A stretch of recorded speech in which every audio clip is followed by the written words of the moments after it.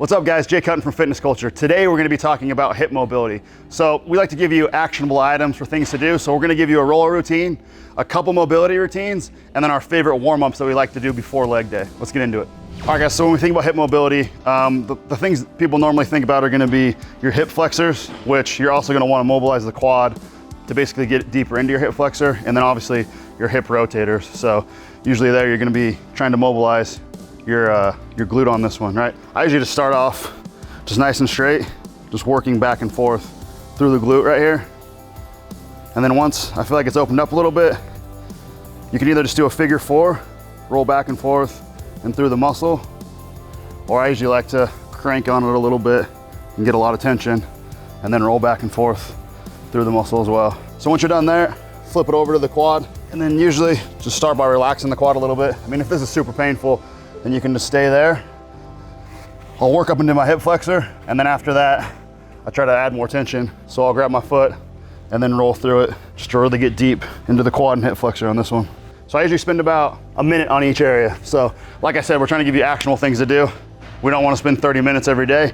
So hit the glute, spend about a minute there, a minute on the quad and hip flexor, do that on each leg, and then we're gonna move on to the mobility routines. All right, I said this on past videos, but I like to try to find things that I can use minimal effort to get into and just hang out there and relax for a little bit. And so that's where I found basically the most success in actually gaining mobility. So the first thing that we're gonna go over, I like to do a 2-box setup. So if you have some soft boxes, you can also set up against the wall. You don't need the second box, but just at least one box, and you get into the couch stretch. So what you're gonna do is set your knee as close as you can to this back box.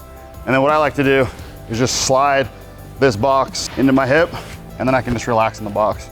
If you're a person that works at a desk all day, this is a great place to get your laptop and just switch between legs. But if you're in the gym, what we normally do is spend about a minute on each leg. And what I like to do is relax for a minute, kind of let the muscle release, and then for the next 30 seconds, try to squeeze my back glute through, posture up, squeeze through, and actually work some contract and relax. So I'll contract for about 6 seconds, pull the box a little closer, and then just relax for a minute, and then I'll contract again, squeeze that back glute through, and then relax. So spend about 30 seconds to a minute just relaxing, and then contract and relax for another minute about. So you'll get 2 sessions. So you contract for 6 seconds, rest for 30 seconds, and do that twice, and we'll do that on each leg. So after we use the couch stretch to get the hip flexors and quad, then we're gonna work on the hip rotators. And what we do here, thing that I like to do, slide the boxes kind of close. I'll step my front leg basically off to the side right here, and then we'll go into basically a figure four stance. So just drop right in between the boxes here, and being so close to the box lets you just sit up and relax. So you can sit up in this stretch for a long period of time. Same thing, if you're someone that works, you can easily just work on a laptop in this position and increase your mobility. But if you're in the gym, same thing, you can just relax for a little bit, and once you feel like you've gotten a pretty good stretch, then you can try to start thinking about posturing up a little bit, trying to get your chest up and really put some tension into that hip capsule. Spend a couple minutes on each leg. Just after those 2 stretches, stretch the hamstrings a little bit, and then get into our warm-up for the day. Guys, our next mobility routine is gonna be a band distraction routine. So using the band to distract the joint a little bit, it's just gonna give you a little bit of extra room in that joint. So you're gonna get the band, get it right up to that basically glute and hamstring tie-in. And then from there, I like to set the band up somewhat high on this one, just because it allows me to lay forward into the band and take off a little bit of my body weight. And then I grab a second band, just put it behind my foot like this, and then I use this band just to add tension to the movement. So if you're not very mobile, you might not want to add this band, but you can just add tension this way, and then basically just lean forward. And I like just to relax into the band like this. And this is one where you can just hang out and not put a lot of effort into it. So usually I spend a minute or 2 in this position, let it open up. You can even get the band tighter and basically do some contract by flexing your quad and then pulling the band tighter and getting deeper into the stretch. Same thing, you can posture up, squeeze that back glute and press through to really get some more tension in your hip. So a couple minutes on each leg here, and then what we're gonna do is work on the hip rotators. So I pull the band down a little bit, and then we're just gonna distract the hip laterally. So basically the band's gonna be in the same position, and we're gonna go into a pigeon stretch like in yoga. So you're gonna step out, So try to square your hips up as much as possible. And then you're just gonna lay down into it. And you'll find with the band distraction, I mean, it's up a little bit, so it's taking a little bit of your body weight off, but for most people, this is gonna significantly increase their range of motion into this stretch, or if you didn't have the band. If you've gone to yoga and just felt completely defeated doing this stretch, using the band is gonna help you out a lot and it's gonna allow you to get deeper into this position. We usually finish this with some hamstring work, so I'll just show you guys that real quick. So you're just gonna come, keep the band right where it is, and then from there, put your feet together and push back, and that band's gonna help pull you back into a good position. All right guys, now that we're done mobilizing, we're gonna go into one of our favorite warm-ups. So the first part of this warm-up, we usually go through about 3 different movements and just go through them 2 or 3 times. So the first part is gonna be, we just call it the Bulldog Circuit. So you're gonna be on all fours. From here, what I try to think about is, a lot of people on this one will make a mistake. The first movement's gonna be straight out to the side, but you wanna avoid just completely opening your hips like this. You wanna put a lot of tension in that hip capsule. So try to focus on staying square to the ground, and then that might mean that you're only getting this high, but that's fine. The goal is to, every rep, to actively work further into your hip, all right? That's how you're gonna increase the mobility here. So you're gonna be here, you're gonna work up. Once you hit the in range of motion, press up, and then come back down. So we usually do 5 on each leg of that one, and then the next one's gonna be a kick back. So you're gonna kick back, and then you're gonna rotate as high as you can, all the way to your armpit, and then back down. Keep your core tight. This should be nice and slow, really the whole time, working to get as high as possible, core tight, rotate, and then back down. All right, so we'll go 5 each leg there.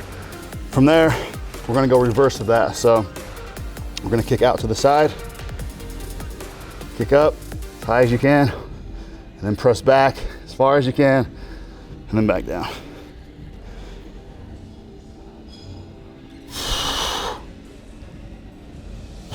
So 5 each way on that one. And the very last one is just gonna be your legs straight out to the side and straight up and down. It's gonna be right here. Core tight, press up, come back down. Really get as high as you can. All right, so we'll go through that whole routine, 5 each leg on every exercise. All right, so the next one's gonna be, we just call it a reverse lunge and reach. And this one's really good to basically actively open up your hip flexor, all right? So you're gonna put your foot on a carpet slider, and then from there, you're gonna think about doing a single leg squat on that front leg, so you're not gonna push back a lot. The goal is gonna be to come straight down basically, but then the biggest thing to think about is to try to keep that back leg as straight as you possibly can and squeeze your back glute, so it should be turned on the entire time. So from there, you're gonna come down, under control, back leg straight, squeeze the back glute, get to the bottom, really work on keeping it straight, and then you're gonna reach up, open up, and then come back up. So take your time, really keep that back leg straight, squeeze that back glute, and then reach up to open it all the way up at the bottom. So on that exercise, we usually do about 6 to 10 reps on each leg. Slow and controlled, really focus on keeping that back leg as straight as you can and turning that back glute on. All right, the last thing we're gonna do is just gonna be a kettlebell squat. And the goal here is gonna be, you're gonna come down with the kettlebell, chest up, you're gonna pause for 5 seconds at the bottom, and then drive your knees out on the way up. So it's gonna look like this. Kettlebell's gonna be in the goblet position. I usually go a little bit wider than my squat stance, just to really work mobility. Sit down on the bottom, drive your chest up. 4, 5, keep those knees out, glutes on, straight back up. So really focus on those knees are pushing out the entire time at the bottom, chest is up, and even try to turn your glutes on and pull your knees apart actively as well. So you're really gonna feel this in your glutes and your groin to open up before we start squatting for the day. We usually do however many sets we're going through, but we usually do about 10 reps with that 5 count pause at the bottom. All right, the last thing we're gonna do is some glute activation to finish up the warm up. So we're just gonna get down on our back. And then depending on basically your mobility and your level of fitness, you can start with just a regular glute bridge and just really push to get your hips all the way through.